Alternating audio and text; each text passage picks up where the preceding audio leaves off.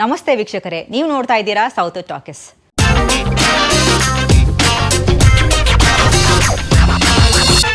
ಸಾವಿರ ಜನ ಬದುಕಿರೋ ಊರಲ್ಲಿ ಸಾವು ನರ್ತನ ಮಾಡುತ್ತೆ. ಆ ಊರಿಗೊಬ್ಬ ಬಂದಿದ್ದಾನೆ. ಯಾರವನು? ರಾಕ್ಷಸಾನ ಅಥವಾ ರಕ್ಷಕಾನ? ರಾಜ್ ಬಿ ಶೆಟ್ಟಿ, ಸ್ವತಿಷ್ಠಾ ಕೃಷ್ಣನ್, ಅರ್ಚನಾ ಕೊಟ್ಟಿಗೆ, ಗೋಪಾಲ್ ಕೃಷ್ಣ ದೇಶಪಾಂಡೆ ನಟನೆ ಮಾಡಿ ರವಿ ಸಾರಂಗ ನಿರ್ದೇಶನ ಮಾಡಿರುವಂತಹ ಸ್ಟಂಟ್ ಮಾಸ್ಟರ್ ರವಿ ವರ್ಮಾ ಅವರ ನಿರ್ಮಾಣದಲ್ಲಿ ಬರ್ತಾ ಇರುವಂತಹ ಮೊದಲನೇ ಸಿನಿಮಾ ರಕ್ಕಸಪುರದೊಳ್ ಟೀಸರ್ ಬಿಡುಗಡೆ ಆಗಿದೆ.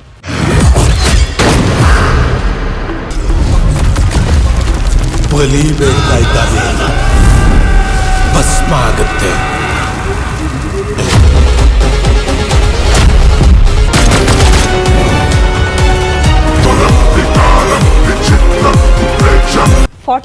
ಲ್ಯಾಂಡ್ ಲಾರ್ಡ್ ರಕ್ಕಸಪುರದೊಳ್ ರಾಜ್ ಶೆಟ್ರು ಬ್ಯಾಕ್ ಟು ಬ್ಯಾಕ್ ಸಿನಿಮಾ ಕೊಟ್ಟು ಬೇರೆ ಬೇರೆ ರೀತಿಯ ಪಾತ್ರಗಳನ್ನ ಟಚ್ ಮಾಡ್ತಾ ಇರೋದು ಆಸ್ ಅನ್ ಆಕ್ಟರ್ ಅವರು ಎಷ್ಟು ದೊಡ್ಡದಾಗಿ ಬೆಳೀತಾ ಇದ್ದಾರೆ ಅನ್ನೋದನ್ನ ತೋರಿಸ್ಕೊಡುತ್ತೆ. ರಕ್ಕಸಪುರದೊಳ್ ಟೀಸರ್ ಆರ್ಟಿಸ್ಟಿಕ್ ಹಾಗೆಯೇ ಕಮರ್ಷಿಯಲ್ ಎಲಿಮೆಂಟ್ಸ್ನ ಮಿಕ್ಸ್ಚರ್ ಅಂತಲೇ ಹೇಳ್ಬೋದು. ಇಲ್ಲಿ ಕಾಂಟೆಂಟ್ ಸಿನಿಮಾನ ಇಷ್ಟಪಡೋರಿಗೆ ಬೇಕಾಗಿರುವಂಥ ಫ್ಲೇವರ್ ಕೂಡ ಇದೆ. ಹಾಗೆಯೇ ಮ್ಯೂಸಿಕ್, BGM, ಕೆಲವು ಟ್ರಾನ್ಸಿಷನ್ಸ್ ಹಾಗೆಯೇ ಪಾತ್ರಗಳನ್ನ ಟ್ರೀಟ್ ಮಾಡಿರೋ ರೀತಿನಲ್ಲಿ ಕಮರ್ಷಿಯಲ್ ಟಚ್ ಕೂಡ ಇದೆ. ಒಂದು ಊರು, ಅಲ್ಲಿ ಒಂದು ಸಮಸ್ಯೆ ಇದೆ. ಆ ಸಮಸ್ಯೆಯಿಂದ ಪಾರಾಗೋಕೆ ಜನ ಚಿತ್ರ ವಿಚಿತ್ರ ಪೂಜೆ ಪುನಸ್ಕಾರಗಳನ್ನ ಮಾಡ್ತಾ ಇದ್ದಾರೆ. ಯಾವಾಗ ಅಲ್ಲಿರೋ ಸಮಸ್ಯೆ ಮಿತಿ ಮೀರುತ್ತೋ ಆಗ ಅಲ್ಲಿಗೊಬ್ಬ ಪೊಲೀಸ್ ಆಫೀಸರ್ ಬರ್ತಾನೆ. ಆ ಊರಲ್ಲಿರುವಂಥ ಸಮಸ್ಯೆನ ಸರಿ ಮಾಡ್ತಾನಾ? ಏನು ಸಮಸ್ಯೆ ಇದು? ಹೇಗೆ ಸರಿ ಮಾಡ್ತಾನೆ? ಇದು ಸಿನಿಮಾದ ಪ್ಲಾಟ್ ಇರಬಹುದು ಅಂತ ಟೀಸರ್ ನೋಡಿ ನನಗನ್ನಿಸ್ತು.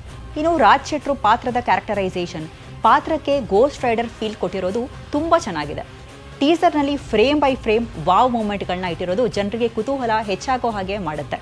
ಕಾಗೆ, ಬಂದೂಕು, ಚೇಳು, ಮನೆಗೆ ಕಟ್ಟಿರೋ ಮಂತ್ರದ ಕಾಯಿ, ಮರಕ್ಕೆ ಬೆಂಕಿ ಹತ್ತಿ ಉರಿತಾ ಇರೋದು, ಈ ರೀತಿಯ ಡೀಟೇಲಿಂಗ್ಸ್ ತುಂಬ ಇಟ್ಟಿರೋದಕ್ಕೆ ಕಥೆಯ ತೀವ್ರತೆ ಆಳವಾಗಿ ಕನೆಕ್ಟ್ ಆಗುತ್ತೆ. ಇನ್ನು ಟೀಸರ್ನ ಗಮನ ಇಟ್ಟು ನೋಡೋದಾದರೆ ಇಲ್ಲಿ ಸಾಲು ಸಾಲು ಮಹಿಳೆಯರ ಕೊಲೆ ಆಗ್ತಾ ಇದೆ. ಒಂದು ಫ್ರೇಮ್ನಲ್ಲಿ ಗೋಪಾಲ್ ಕೃಷ್ಣ ದೇಶಪಾಂಡೆ ಅವರೇ ಕೊಲೆಗಾರ ಅನ್ನೋ ಹಾಗೆ ತೋರಿಸ್ತಾರೆ. ಮತ್ತೊಂದು ಕಡೆ ಬ್ಯಾಕ್ಗ್ರೌಂಡ್ನಲ್ಲಿ ಬರೋ ವಾಯ್ಸ್, ಇದೆಲ್ಲ ತುಂಬ ನಿಗೂಢ ಅನಿಸುತ್ತೆ.